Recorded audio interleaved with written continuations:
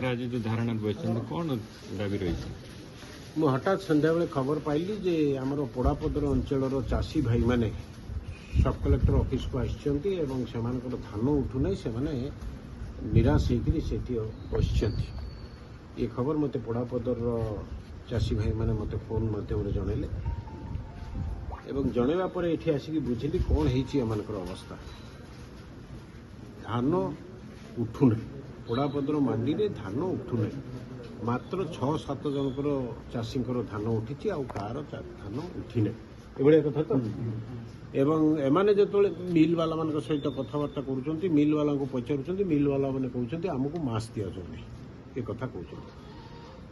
एवं धान उठुना मिल को पचारे मिल वाला कौन मास नहीं तांकर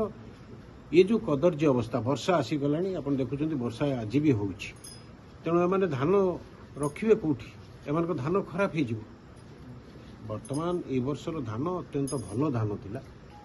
तेणु एबे जदि वर्षा पानी पड़ निश्चित रूप से धान खराब हो तेणु चाषी भाई मैंने आसछंती धान शीघ्र उठा जाऊ ये दाबी नहीं आसछंती बर्तमान सब कलेक्टर आसछंती सीएसओ को डाकी डीआरसीएस को डाकी किसी गोटे निष्पत्ति हम बोल आशा करा धान मंडी कौन व्यवस्था ना धान ठीक चलती धान जदि सरकार जदि कहते आप ये धारणा चाषी कहीं बसता सरकार ये तो कौन राजनीतिक दलर स्पॉन्सर्ड प्रोग्राम नुह ये हूँ साधारण चाषी प्रोग्राम ये कौन राजनीतिक दलर स्पॉन्सर्ड प्रोग्राम नुह यहाँ हूँ चाषी प्रोग्राम चाषी मैंने पहुंची केवल हठात खबर पाई मुझे ये पहुंची तेणु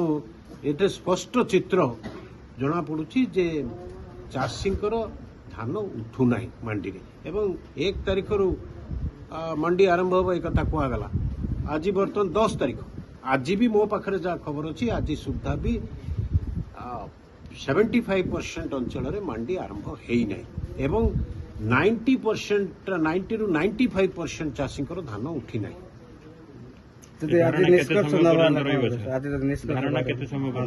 चाषी मैंने निष्पत्ति कर तो निष्पत्ति कर पूरा राति बसवे से निष्पत्ति कर पूरा राति एठी रहिबे निष्पत्ति कर निष्पत्ति कर बाकी से ये चाषी आंदोलन ये कौन राजनीतिक दलर आंदोलन नुह केवल आम आसीचु चाषी दुख सही न पारिक आम आसिक पहुंचीचु।